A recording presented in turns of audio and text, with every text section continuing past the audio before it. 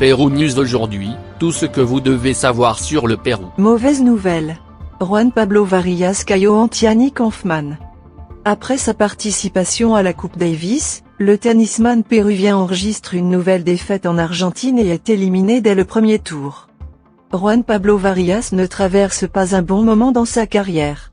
La raquette numéro 1 du Pérou a connu un début de saison difficile et cela s'est récemment démontré lors de la Coupe Davis 2024, où elle n'a pas pu montrer ses qualités.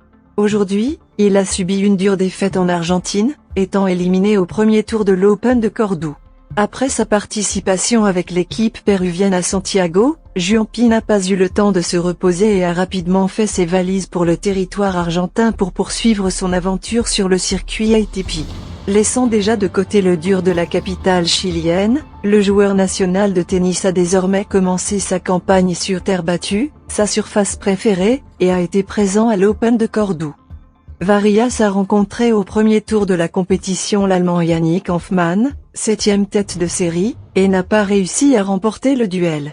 Bien qu'il ait commencé par remporter le premier set et ait réussi un break dans le deuxième, des erreurs dans son service l'ont empêché de triompher en 2 sets.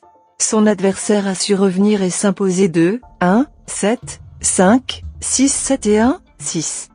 De cette manière, Juanpi continue d'accumuler les défaites en 2024. En effet, jusqu'à présent, il n'a pu disputer plus d'un match dans aucun tournoi du circuit, il a chuté lors de ses débuts à l'ATP d'Adélaïde, à Roland-Garros et maintenant qu'il est de nouveau tombé à l'ATP de Cordoue. Après ce résultat négatif, Juan Pablo Varillas restera en Argentine, puisque son prochain défi sera l'ATP 250 de Buenos Aires, qui aura lieu lundi 12 février prochain. Le Péruvien espère revenir sur le chemin du triomphe dans la dite compétition. Participation de Juan Pablo Varillas à la Coupe Davis. Juan Pablo Varillas a été le Péruvien qui a suscité le plus d'attentes lors du match Pérou contre Chili pour les éliminatoires de la Coupe Davis 2024. Étant la raquette numéro 1 du pays, il était censé se démarquer plus que toute l'équipe en quête de gloire dans la compétition de tennis. Cependant, la réalité s'est avérée différente de celle attendue. Juanpi n'a pu célébrer aucune victoire à Santiago du Chili le week-end dernier. Ce fait a surpris, puisqu'il n'avait plus perdu dans cette compétition depuis avril 2019.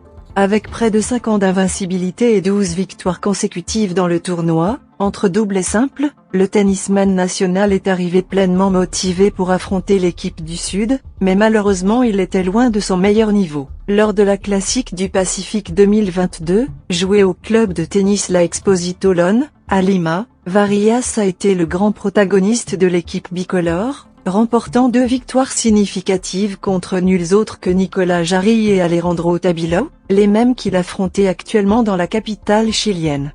Cette fois, l'histoire était différente. D'abord, Juanpi a affronté Tabilo et a commencé à gagner le match, mais plus tard, il a été déconcerté par la croissance de son adversaire et a perdu 1, 2, 6, 4, 2, 6, 1, 6. Le lendemain, il a l'occasion de donner au Pérou une passe pour la finale de la Coupe Davis, mais il ne parvient pas à battre Jarry et s'incline en 2 sets, 2-6 et 4-6. Tout était entre les mains d'Ignacio Buse, qui bien qu'il ait remporté une victoire historique sur la première raquette du Chili, lors du dernier match contre la deuxième raquette, il n'a pas pu répéter l'exploit, s'inclinant 1-2 et permettant à l'équipe Mapocho d'obtenir la qualification tant attendue pour le prochain tour du tournoi. Après cela, Varillas espère revenir bientôt à son meilleur niveau pour continuer à se consolider parmi les meilleurs joueurs de tennis du monde et atteindre bientôt son objectif de remporter son premier titre ATP. Pour l'instant, le début de saison a été discret, avec des résultats négatifs, mais ils chercheront à inverser cette situation au plus vite.